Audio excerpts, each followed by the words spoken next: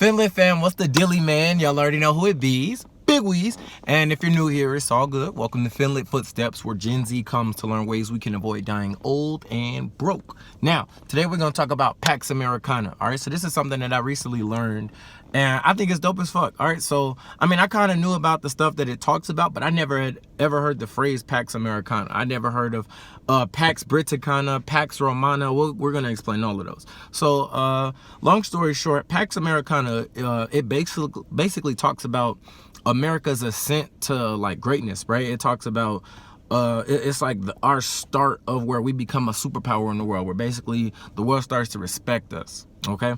And so I think that story is dope because we aren't necessarily taught that. We're taught about some of its contents, but we're not taught about Pax Americana. You know what I'm saying? And so basically Pax Americana starts in, I want to say let's say the late 1800s, 1880s type time. And it starts with something called American imperialism. Okay.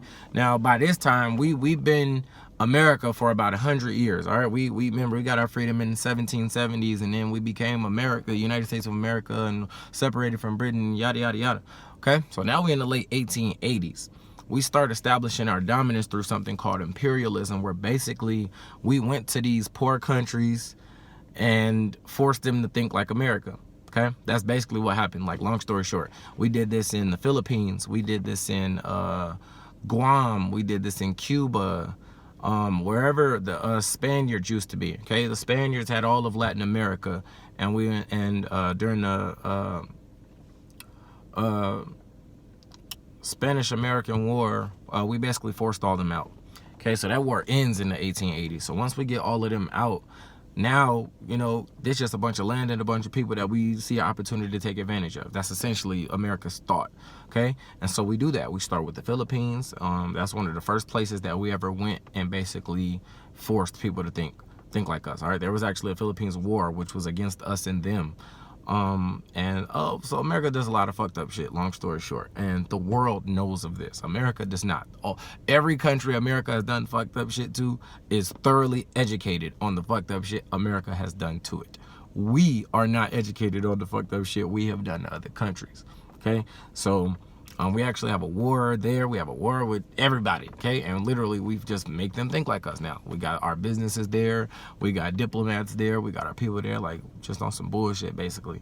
And to all these countries, I'm sorry. America not shit for this. Like, I'm sorry, bro. This was totally not cool. And it still goes on today. And so that's all in the 1880s. And that's actually how Hawaii became a country. That's for a state. That's for another video, though. But we did some bullshit to Hawaii, okay? They was minding their business, and we started minding their business, okay? And so now we go into the 1890s, the early 1900s. You know, this is when all the Cuba stuff is really starting to originate, and that kind of phases us into the creation of the Federal Reserve. That's in 1913. Now, the creation of the let me rewind, actually, because the creation of the Federal Reserve was sparked because of a really bad recession we had in 1907. It's called the Panic of 1907. That panic was so bad that basically it made our Congress have to like rewrite our financial books. Now, in real life, it was some bullshit.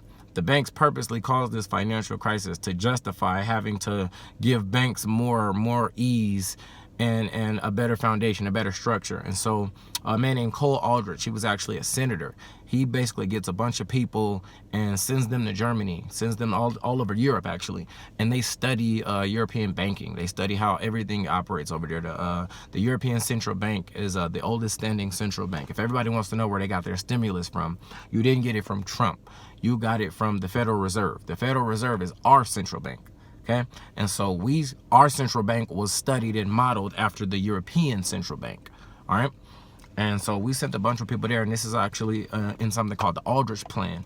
Again in 1907, where he basically was like, all right, we're gonna figure this shit out. And then by 1910 is actually when the Aldrich Plan is actually like brought to life, and trying to experiment with it and stuff. And they didn't necessarily go with his plan, but they basically did. I'll explain that a little later.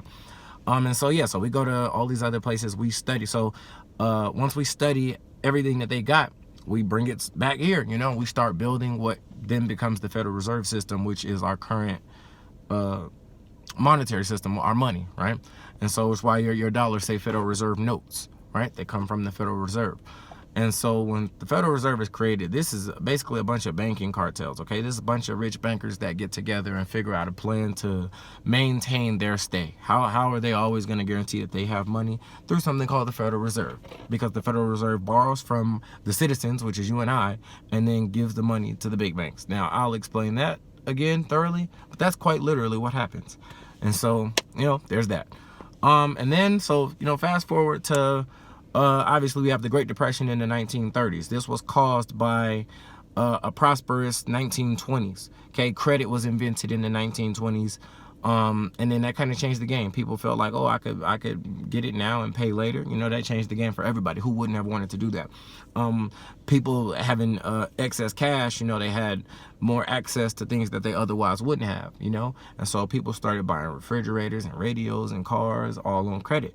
And then the money that they get and they taking out loans, they throwing that in the stock market going crazy, and then it stops going crazy, and then it crashes. Okay, that's in, I think, 1928. And then the Great Depression kind of really sets on in 1929. That's when shit really started getting bad, when everybody's really like, oh, this is a thing. And then we go on bank runs. Okay, so a bank run means everybody that has their money at this one bank starts to take it out at the same time. And a bank cannot operate under that pressure, because they should be able to, but they be on some dickhead shit where they never have enough capital. It's called capital reserves, right? Cash reserves are just stashed away money just in case somebody wants their money. Every dollar that you give a bank, they invest it and lend it out and give it to somebody else so that they can make money on it. If the money's just sitting there, it's not making any interest. It's not making them any money. That's how banks think. So they try to minimize how much money that they have in the first place. They want to be able to get all of it out there. They have a promise to get it back to you when you need it. But again, everybody doesn't need to use the ATM at once. That's what the bank is betting on. So when that does happen, banks then become insolvent or illiquid, which means they can't readily gain access to like turning their assets into cash so that they can pay somebody. Insolvent means they outright have zero assets and they have zero money. There is no way in hell that they can pay you. So that's kind of different.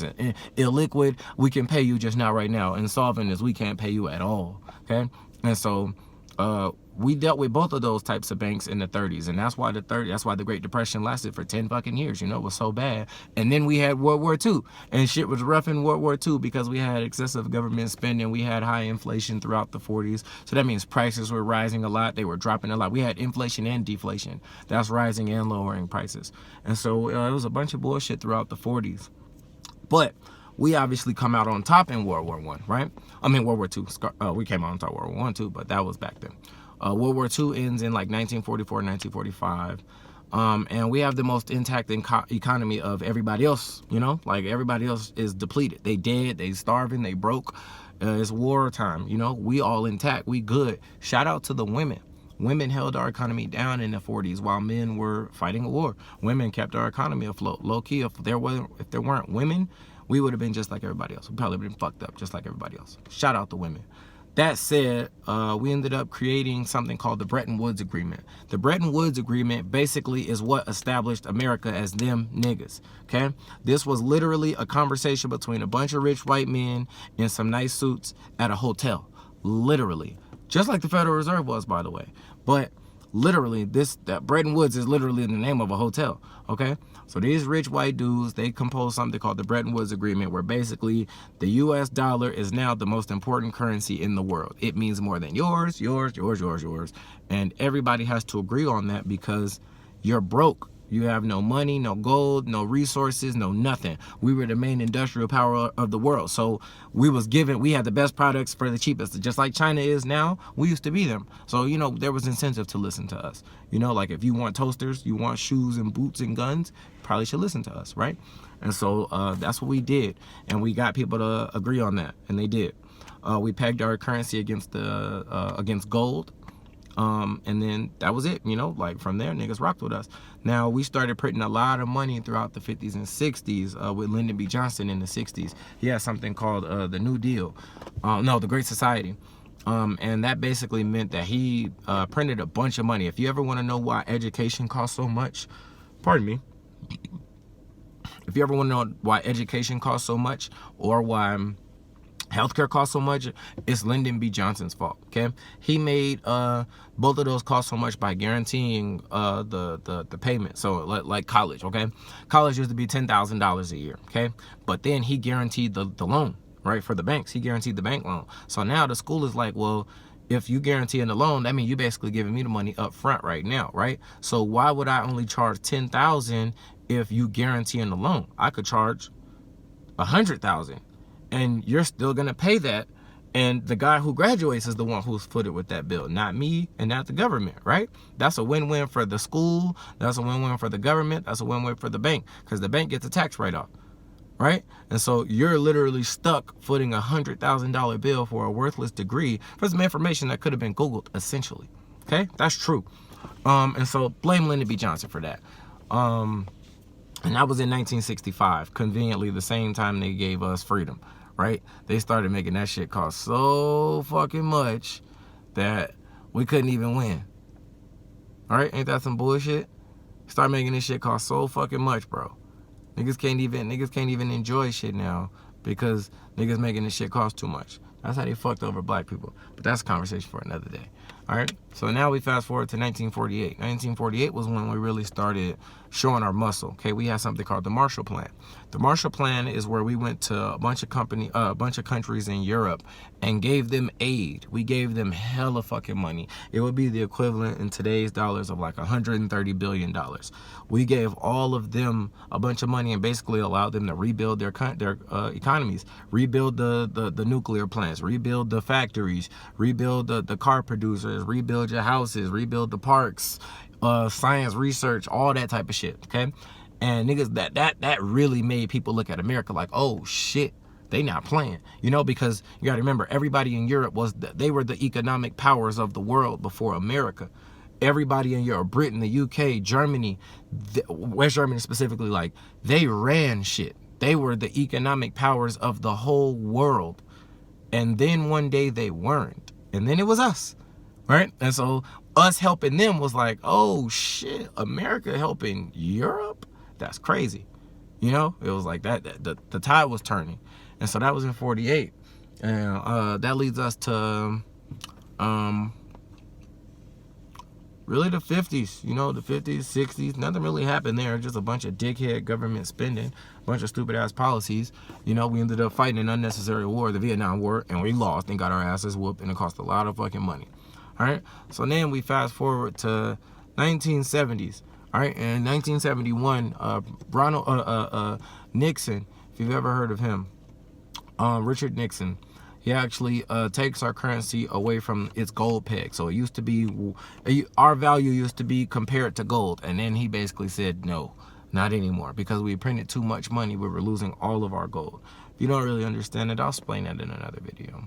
But for now, this video is pretty long. So yeah, fast forward to 1973, we had an oil crisis. Fast forward to 1981, we got Paul Volcker, who basically raises interest rates to 20%, higher than they've ever been ever. And we have a real bad recession, but him doing that actually gets us out of that recession. And then we fast forward to the late 80s, where we have the S&L crisis, where basically the Federal Reserve robs all these small banks of all their assets and gives them the big banks. That's facts. And then the 90s happen, where we deregulate the big banks. They get bigger. They start using their political power. They start using their money for political influence. And so now they got all this money. They can control financial crises. And they got politics under, they got politicians under their nose now, you know? And so that led to 2001. We have a dot-com bubble burst. But then niggas do some more dickhead shit, more deregulation, more money to the big banks, more political power. That then leads to the 2008 financial crisis happening. And that was some bullshit. And when that happened, hey, it happened, you know? And so, boom.